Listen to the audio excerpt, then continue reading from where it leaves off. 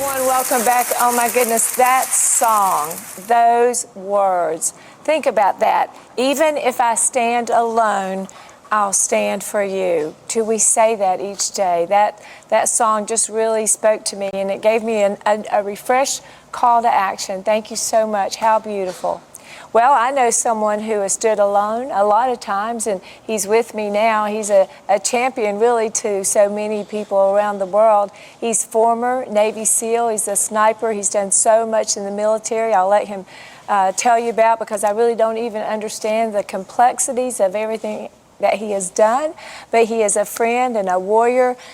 Former Navy SEAL Craig Sawyer. Thank you so much for being here, Craig. It's a pleasure, Kim. Thanks for having me on. Oh, we just, you were on, we've interviewed you a few times, and we do it because of the seriousness of the calling of which God has put on your life. But first, I want to go back and say thank you for your service to our nation.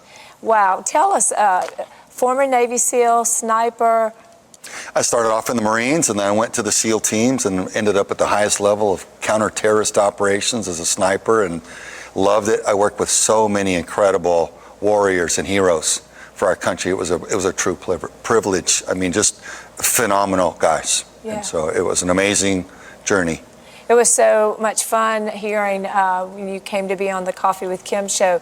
One of the gals said, "Oh, my son knows him and wants to meet him," and that must make you feel. How does that make you feel?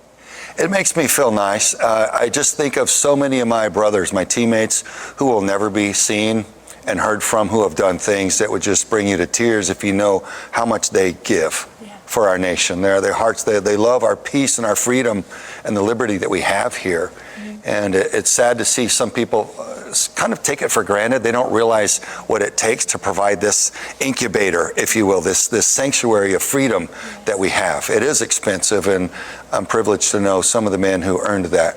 Yes. Privilege. I just hope everyone that will be a call to action. That if you see someone, my husband does one of the neatest things. I think when we go in restaurants and he sees military people or police officers, he'll kind of quietly pay for their meal, and it's just something.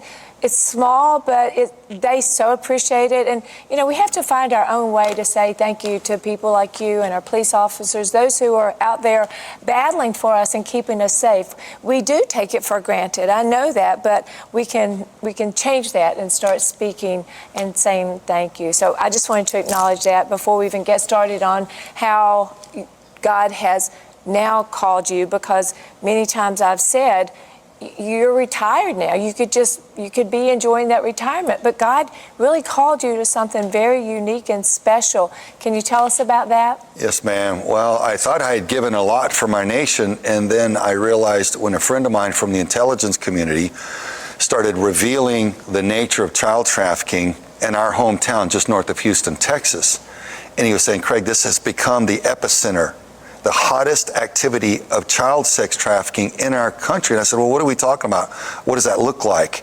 And he talked about the different layers of it and how it's all bad for the children, but from the wealthiest people on earth all the way down to the poorest are harming children in different ways. And he began giving me basically an intelligence briefing on how it's running. I was horrified. I thought I'd seen tragedy, and I'd stood in mass graves in different countries around the world. I'd seen war and injustice, and I had my heart broken. But this was the worst evil I could really identify. I'm like, this, I don't see how you can get any lower than harming the most precious, the most innocent, the children, and doing it intentionally in such a vile way. And I just felt really a visceral reaction. This is my fight. This is not okay with me.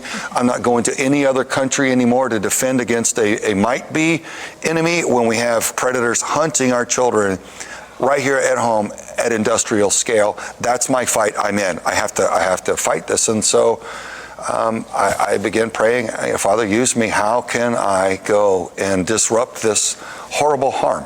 And I want to talk about the nonprofit that you began, but for our audience, let's go back, because this is a topic that we don't like to talk about, right? It's hard. It's a painful topic. That's right. It's hard to talk about, but we must talk about it, because in talking about it is really where we find the hope, right? Yes. So let's go back and kind of define what is child trafficking? Yeah, child trafficking is any time when a child gets exchanged, their well-being really gets exchanged for something of value. So it could be a child's mother, sadly, who might be a drug addict, and she's letting people defile or harm her child or children for drugs, or for a job position maybe. Or you've got on some of the wealthiest people running big rings of organized crime, moving children internationally, and there's big money, sadly, in that. I was going to say, there's a lot of money involved in that type of movement. It's a multi-billion-dollar industry inside the multi-billion-dollar. They're estimating that it's generating more revenue than all pro sports combined in the continental United States. All pro sports combined. Yes, ma'am. I just hope everybody's really hearing that, because these facts are really hard for us to hear. But again, we have to hear them so that something is activated in us. We are called to do something, and there are small things that we can do. And I want to talk about that. Craig, what is?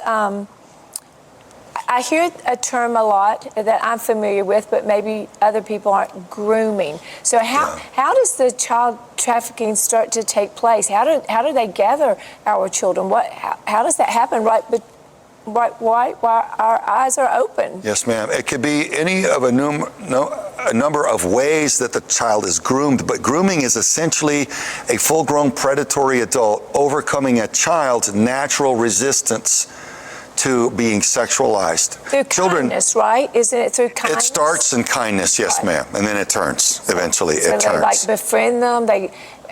What do they do? Go online and get information about them? It can be a scout leader. It can be a school teacher, a Sunday school teacher. It can be any of a number of people who have unsupervised access to children, which predators always want. Or it can be online. Your child may think that they're chatting with another child on an app or a video game, and it may be a full-grown predator stalking your child and beginning to soften them up and open them up to exploitation and harm and even abduction or death. Which really is how your organization works, right? Let's talk about the chatter, because when you mentioned chatter the other day, I said, what is that? I'm not familiar with that. And then you opened up my mind to even greater depths of how this works. So can you explain that? Yeah, well, we'll run joint sting operations with federal and local law enforcement. And we have professionals who will conduct the chat online on different apps and social media platforms. So they're adults. They're adults pretending to be children. Pretending to be children. Yes. Reaching out to children.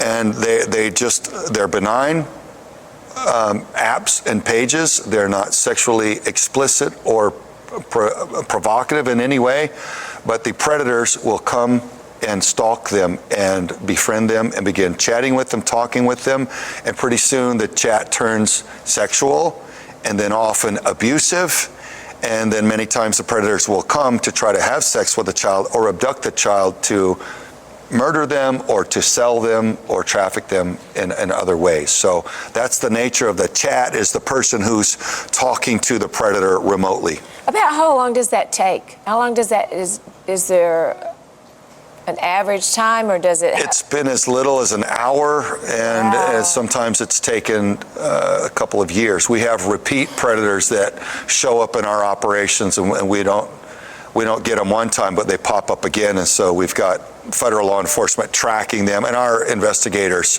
tracking them to see when they come again, they'll get arrested. So you have chatters, they're on the internet or wherever, apps, whatever, and so they are grooming, being kind, and then it gets more aggressive, and then they set a time to physically meet? Yes, yeah, they want to meet the child and lure the child away from safety.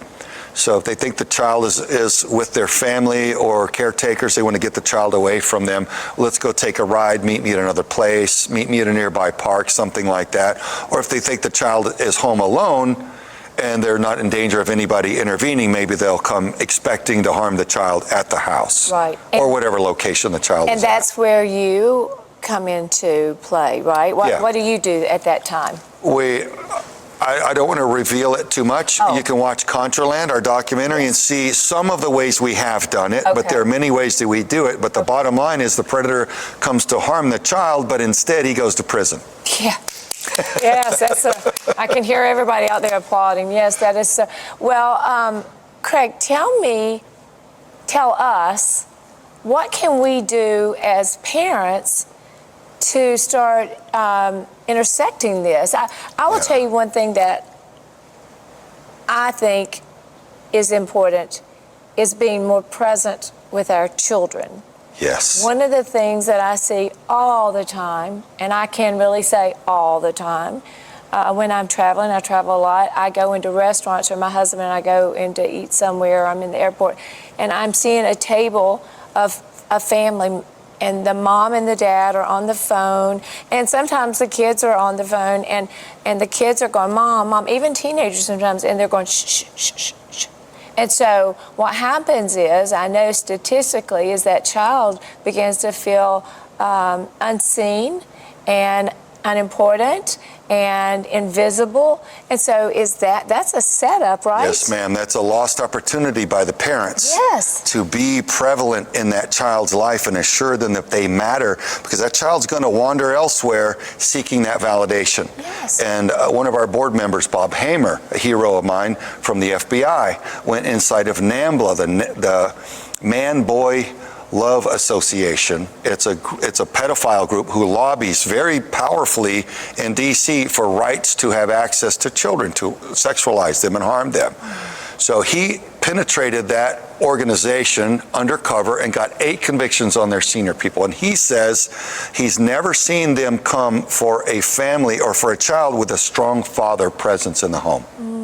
So that strong father presence is such a huge deterrent, and if you're a single mom, you need to really fill that void. And single moms can be mama bears that are fierce, yes, that can cause that deterrence as well. I want to encourage them to do that. Yes. But that's what Bob Hamer has seen, and I've witnessed that to be true. So one of the most practical ways to really become a champion is be present with your family and Very with your much children, so. right? Let's Yes. just talk about that for a minute, because in this new age parenting, and you hear it, it's so odd to me because I'm so old school, but all the things that you can't do. You can't go in their rooms. You can't look under their bed. We must do that, Yes, shouldn't ma'am. we, Craig? Yeah. If you fast forward it to the point to where you've lost your child to this and you're devastated, would you go back and invade their privacy now? Yes. If you could go back in time and save them? And the answer would be yes. I would invade their privacy. I would get in their phone and know who they're talking to so I could be assured that they are okay. Yes. We must invade their privacy to the degree that they're okay. We can be their friends for the rest of their lives. We've got about 18 years to be their parent and watch over them. They don't know what's safe and what's not. They don't comprehend a full-grown predatory adult's manipulation tactics and psychology. So we have to be there on their video games. Know who they're talking to when they're spending time with other people. Know who they're with and just be present and be mindful so that they know that you care and they're looked over. Absolutely. Are there any other ways that we can be present, that we can help begin to see this decrease? Because I saw, Craig, where was it? It said you could go into most any neighborhood and you couldn't go more than 2 blocks that you find a victim or a predator. Well, it's so prevalent now. We are the biggest consumer, the United States is now, of child sex material and content. So we have people online looking at children. It may be streaming from anywhere around the world, but we have more predators here. And we make more child porn, is my understanding now, here in the United States to export that elsewhere. My God, what are we doing? What are we allowing here in our beloved USA? So this we can overcome. Right? We have to lobby against this. We have to stand up and vote against this.